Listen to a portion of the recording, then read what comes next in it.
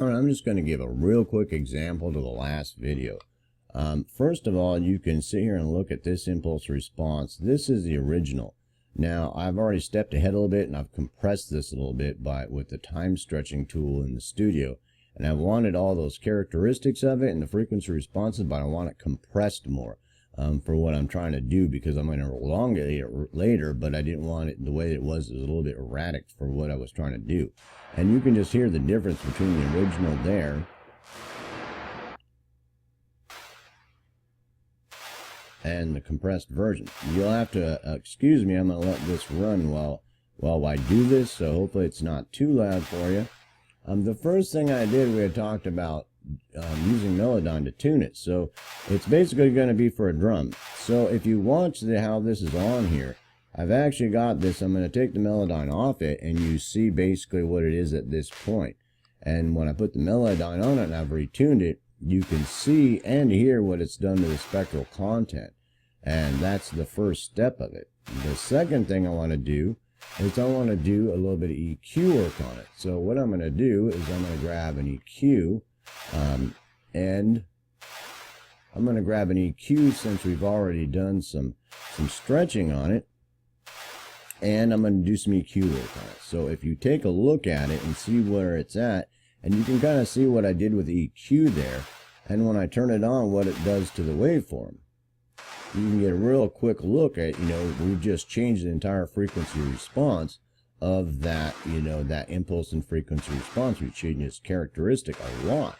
So the next thing is we come into something like Sculptor here. And what we're going to do with Sculptor is shape it a little bit more. So you can see what it's doing and what it had done. If I turn it off, you can see the actual spectrum and see what happens when I turn it back on. It's brought back some of that lower end, but I actually brought it out a little bit and let the tail go all the ways. Next, I'm going to bring on this wave shaper, and like I said, you'd watch those series on sculpting audio, that this is just a real simple example that I added a little bit of harmonic content to it. I put this on there, and you can see, and hopefully you can hear a little bit, that it's added some harmonic content to it. It's real obvious in the spectrogram, and it can be obvious in the scope also, but it's more obvious here. So I've added some more content to it to thicken it up some. Then I've went to this reverb. Now I'm taking this simple room reverb, and I've adjusted the dampness, and I've adjusted the population and reflexivity, the size of the room, and some other characteristics of it, and the length, with this reverb on top of this impulse response. All right, so then you see what it's doing, and if I crank the mix way up, you can really hear how it's affecting it. And so I bring it back down to where I had it, about where I wanted it, and that's about the effect that I wanted from it, and how I wanted it to decay and die out was about right here. So now I'm using this other reverb, which could be any reverb, to actually sculpt it. Then I'm going back to this Sculptor, and because I want to shape the waveform a little bit better. So then you can look what it's done now, and you can see, and hopefully you can hear how it's changing it. You can listen to what's happening. Now I've done that. Now I'm going to go to this simple binaural pan. This could be any stereo widening device, but the binaural pan I like a lot if I can keep it clean. If I can keep it functioning to where it doesn't add a lot of garbage, especially in this kind of situation, it'll do a real good job. So I've kicked up the stereo width to about 163%. I kicked that on. And hopefully you can hear the difference of that also.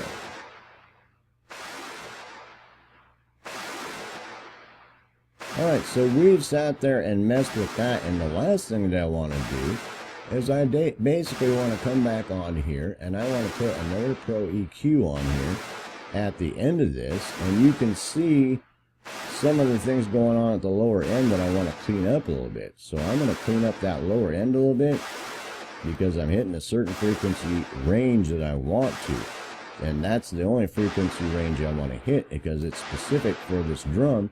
And I already know what the spectral content of the drum basically is, and I don't want the frequency response and the impulse response putting anything outside of that area of the spectral content than the drum normally would. So then I put another one of those on there to shape it a little bit more so that the shaping is a little bit closer to what the drum should be. And now it's shaped really close to what that drum is. So we've got that done down to there. So then what do? We've got it about there and it looks pretty good. So what we're going to do is we're going to stop this. And you can see the original compared to what we did here so far with just compressing it. And now I'm going to take this piece of audio and I'm going to transform it to rendered audio.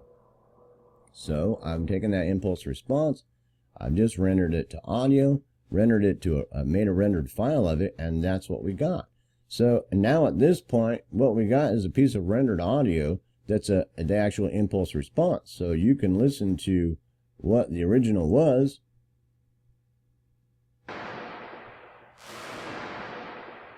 It's comparison to what we have now.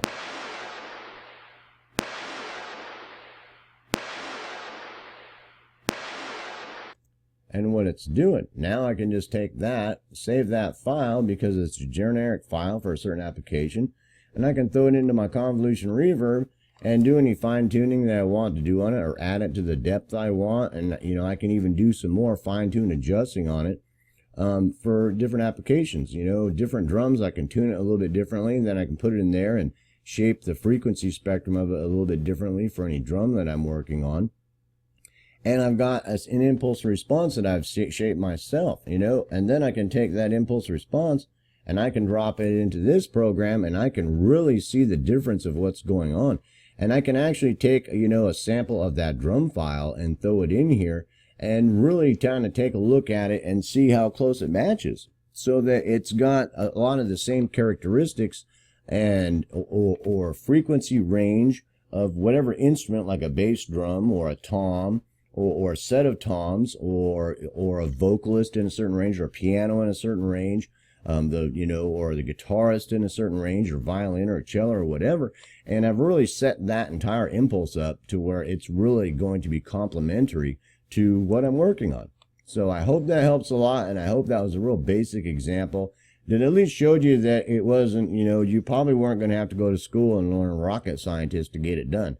You have to probably read and think about it a little bit, but you can do some real cool things. And by the time you get done, you should have a very concise library of impulse responses to work with that are very generic, that have really good tonal qualities. Like you have a really nice room that you've really spent a lot of money on acoustical treatments and all kinds of things. And it's in an impulse response right there. And you can adjust it and change it and do whatever you want to have just about any kind of response you want, and if it's, and so I hope that you understand that that's the capability is there, and that tool will do that if you spend some time doing it. And I know that sounds too good to be true, but it is true. So, I really suggest you look into it and mess around and try it. Peace, self, love. Have a nice day.